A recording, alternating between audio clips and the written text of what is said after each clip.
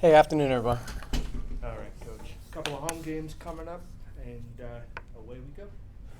Yeah, beginning another week here as we head towards the halfway point of conference play. We're starting to get down there as we head to February, and our team is in a little bit of a downward trajectory here after a few good wins to start off January. We've got ourselves in here in a recent couple weeks not playing particularly well defensively, and I think that's where it all stops. With us, we've done some good things, offensively at times, but defensively we can't hold serve, and I think that's just the focus as we continue to sort of develop and grow this team and claw, each day to try to play our best, and we're going to have to do a much better job here in the backstretch as a staff, continuing to really teach, continuing to really bring things to light with film, and at the end of the day, try to make less mistakes in areas that we control. We did some really positive things on the road. Mason, we had a number of different guys step up, make big plays, but just our inability to guard the ball and get back and guard the ball and get back and be a good defensive team, be a rock solid team, is just too much for us to overcome here recently. And I think that's just the evolution of what this group has been, having to go through at times. And, we'll keep striving. At times we have inexperienced players, at times we have different lineups. But at this point, as we head to February, we've got to get everybody sort of really understanding a couple key points. And part of it's individual pride, part of it's individual doing a better job on the ball. But as a group, and especially as a staff, we can continue to teach and get better. And I think that's the quest as we head in here to this week here at home against two teams that, quite frankly, have a lot of weapons on offense. We're running into a league overall that, as you watch on film, there's no bad players.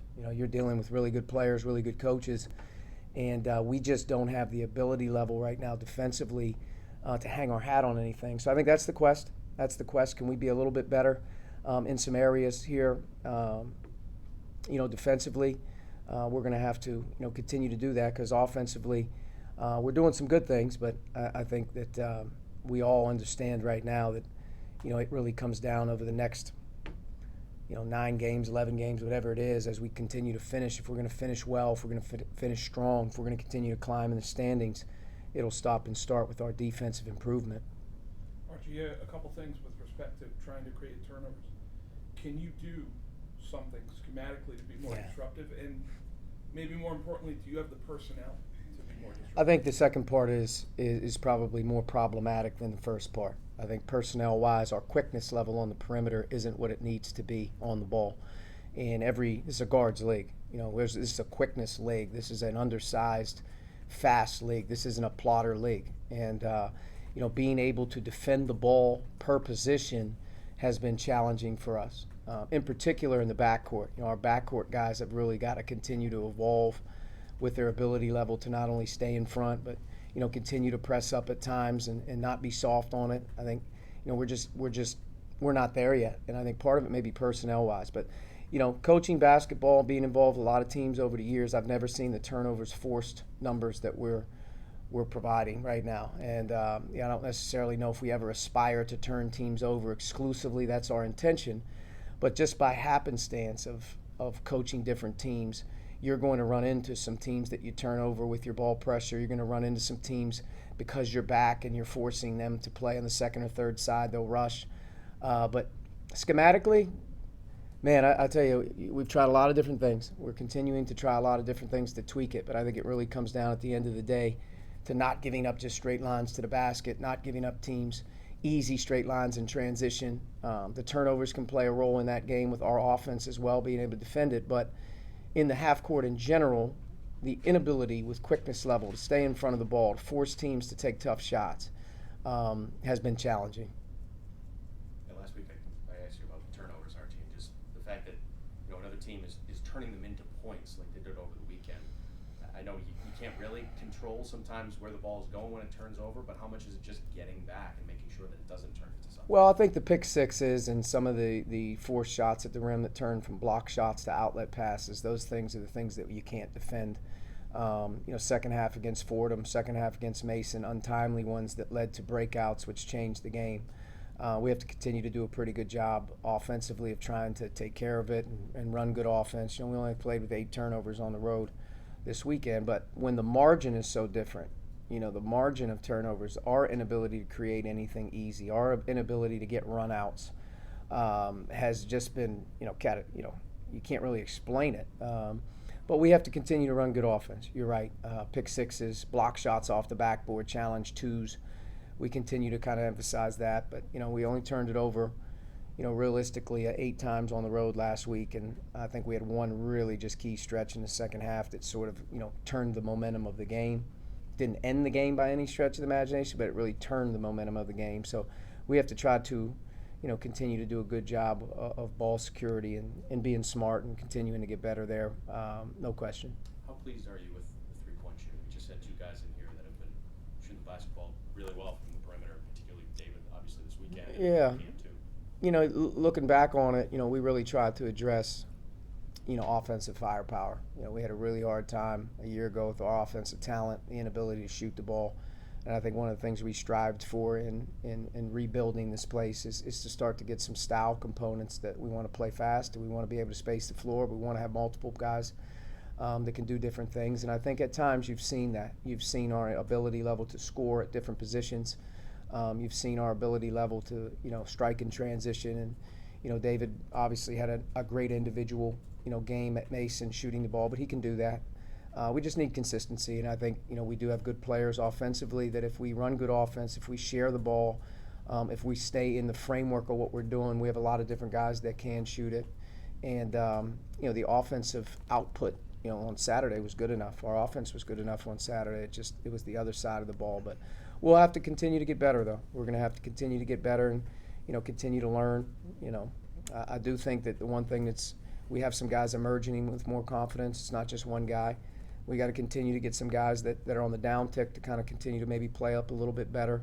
We've got to get Zeke going a little bit, crawling back out. He's a good player. He's a good offensive player in particular. He can shoot the ball for us as well. So we've got to surge him out of it a little bit. But I think from an offensive standpoint, it was almost, I don't want to start talking, long term, but we've kind of flipped. Went from a scrappy, hard-playing team that had no offense to a team that has some offense that's not as scrappy and it's not as hard-playing. So it's 2 different squads from year to year. This team has upside to continue to develop. And I think as a staff, we're really just focused in on developing guys and continuing to work to get better. And I think, hopefully more good moments ahead. What stands out to you about LaSalle and the challenges that they pose? LaSalle's coached by a Hall of Famer. They have predominantly their entire team back from a year ago. They have an electric backcourt in Brickus and Brantley who are dynamic, ball-handling wizards. They can both really, really score. They also have some other guys that have some experience. They play together, and they can really shoot the ball. Offensively, if you watch them, they very rarely turn the ball over, and they very rarely get sped up. But they're very difficult from all 4 positions, 5 positions, in particular the backcourt, containing the dribble, which scares the death out of you. Defensively, they have the ability to really, kind of give you different looks with their ices and their coverages. They're not going to give you, typical looks, so we're going to have to kind of be organized. Sometimes that can cause some problems. I thought it really caused, George Washington on the road some problems, being able to move the ball well and share it. We're going to have to do a good job of working inside out as well, but really well coached. Like I said, you watch film of teams in this league playing, and you're just startled by the talent level in the league, the quality of the teams in the league. And, realistically, there's very, very little margin for error when you're playing night in and night out in this league. It's not like it's head and shoulders and the bottom is just the bottom. I mean, everybody's pretty good. Everybody can win. And we expect very, very difficult challenge with LaSalle. Their personnel is very challenging for us as I look at them being able to contain them, off the dribble in particular, their guard play in particular. Coach, can you talk about free throw shooting? Sure. Shoot them every day. Work on them year-round. Haven't changed anything from what we've done from the first day I ever arrived here until now. Every player works extremely hard in the off-season. Every player works extremely hard individually. And, we are a team that aspires to get fouled with how we play. We have a number of different guys, I think, that can attack the rim. We can attack it in different ways. It's been a common theme for our team all year. We're number one in the conference in free throw rate, but we're 14th, I think, maybe out of 15 or 15 out of 15 free throw percentage. It's climbed slowly, but we're having a lot of missed opportunities at the line. The Fordham game was well documented, and even this past weekend, I think being, 13 for 24, whatever we were. We leave some at the board, but it's not something we're going to dwell on. We work extremely hard on it. We have a program that we do every day. There isn't a player on our team that misses 5-6 days a week of recording free throws, and just got to get better. We have a lot of young guys going to the line. Sometimes that happens, and then also sometimes there's some guys going to the line that need to see it go in first, before it affects it. But we have, David in particular. He's getting himself back into a month of playing. He gets fouled a ton, and he's probably shooting a percentage that, quite frankly, isn't really his capabilities are higher. I think Jeremy is a guy that gets fouled a lot, and if you watch him shoot in practice every single day and you watch him shoot just in general, he's got great touch. It's probably more mental for him. David's a young guy as well, but we get there a ton. We're not making as many as we'd like. I think the more that we can just continue to work at it, hopefully it'll pay off. As a coach, how do you balance not overemphasizing it, that it gets into their heads, with trying to get them to continue to improve? I think the foul line in general is something that, it's repetition, it's work ethic, and it's a constant emphasis for our team to continue to get fouled. And I think the more we get fouled, the better it is. With free throw attempts is good. I think, just in general with our team, we just have to stay with it in terms of our individual work and how we do it. But, we have to put it together here a couple games, or maybe go through a stretch where we get some confidence that they, have good game after good game, and it leads to maybe a higher percentage as we go. If we shoot a better free throw percentage, obviously it really helps, our offense. But, here in particular, whether it's Fordham in the second half, number of games, it has hurt us. But it's not something that we're going to dwell on and act as if it's something that we have to work extra hard on. We are working hard on it. Thank you. Yep. Coach, do you like what you've seen at practice so far today? Well, I haven't been there yet. I really hope that I have a good practice today. We had good work last week heading to Mason, and I think the big thing with practice every day, especially this time of year, is them wanting to be in the gym. And I think as players in February want to be in the gym, they want to work, you have a team that's really cares. And I liked what we did last week heading in, and I'm hopeful that today and tomorrow, coming off Sunday being off, we'll have 2 good days of work. What has your messaging been? Just going through this tough skid, now you have an opportunity, 2 home games this week, to turn things back around. Really it's just focusing on our improvement. I think if we can keep it in small bits, the better off. I think our team knows that we've shown that we can play good basketball. We also have shown that we can shoot ourselves in the foot in a number of different ways. We're trying to shoot ourselves in the foot a little bit less. So I think just bringing things to light with film from games, feedback, going to work on those things and continuing to work to get better, playing more in practice, 5-on-5, and continuing to, get live action is important at this time of year, even though you're going through the routine of games. But it's a big week for us. It's a very big week for us to be at home, and I think, the ability level to play at home, we have to develop some confidence. Last week was, one of those games at Fordham where you look back on it and you say to yourself, like, man, if we could have just got that Fordham game, but we didn't. And I will say this, getting up off the ground and heading to Mason, that was a positive step for us in terms of how we worked leading into that game. So we just have to stay with that. It's a long road. You're going to go through every team in the league, every team in our league, every team in every other league. It's conference play. There's highs, there's lows, there's skids. But you're never really out of it until that very last day of the regular season. So you just have to kind of just keep chopping it up. Coach, I know he's only played 8 games, but can you just speak on the impact that David has had so far? He's a very, very important piece to what we're doing. And I think more so than anything, his consistency every day when he's not on the game floor is as important as anything. It's tough to enter the fray with no experience and just jump into the fold and sort of just be the guy. You're going to go through your own confidence issues. You're going to go through your own fouls. You're going to go through your own, adjustment period of time. So he's gone through that here in the month of January. We got 2 more this week before he gets to the midway point. But he is by far and away a lightning rod for our confidence. when he's there, when he plays minutes, when he plays extended minutes really is important. He's gotten himself into some really, really bad habits foul-wise. I think part of it's conditioning, where he's just resting because he's out of gas, can't handle the minutes. But he's gotten himself into some trouble there. But I think the more we concentrate him on, breaking through here in the next couple weeks with conditioning level, staying on the floor for us. Clearly he's shown he's one of the best players on the floor when he's out there for extended minutes. And, talking to him, he can't get down. He can't get down because he doesn't play perfect every single night. We're not asking him to play perfect, but what we are asking him to do is when we show up out there right now, those 2 hours are more important than game day for him.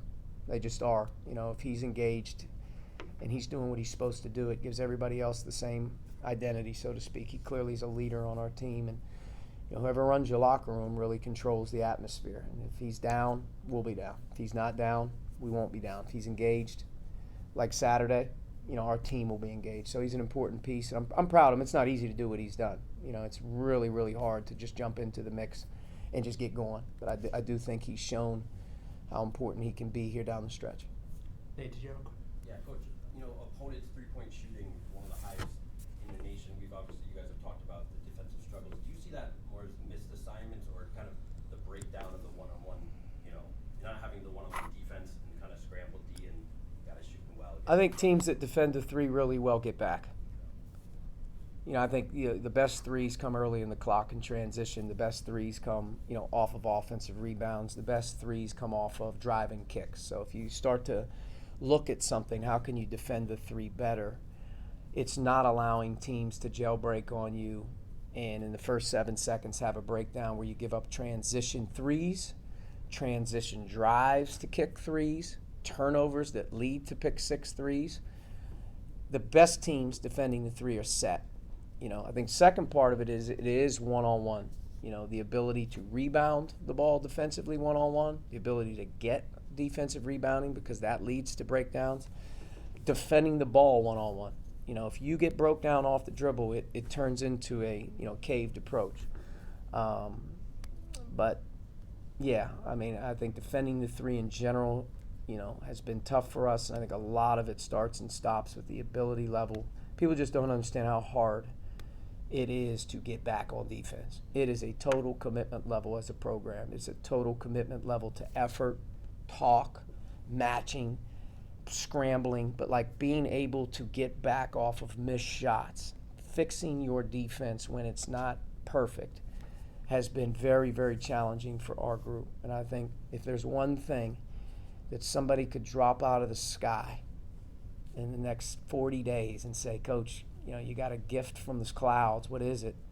It's the ability level for our team to improve in transition defense and be able to get back and stop teams in the first 7-8 seconds of getting good offense. Can we stop them? Can we make the game 5-on-5, so to speak? And that's been a very difficult challenge. Part of it's youth, part of it's effort, part of it is communication. We have it all sort of there, and we're going to go up here and practice today, and first 25 minutes is going to be every single clip in transition defense off of a missed shot or even a made shot or a free throw that leads to something bad because of our inability to get back. And I think if we could just get better in that area, it would solve, I don't know how many problems, but it would solve a big problem for our team. All right, folks. Thank you for the time today. All right, thanks, ladies. Thanks, guys. Thanks. It's always good to see you. Appreciate you. Appreciate you. Good luck, Coach. Thanks a lot. Appreciate it. Yeah.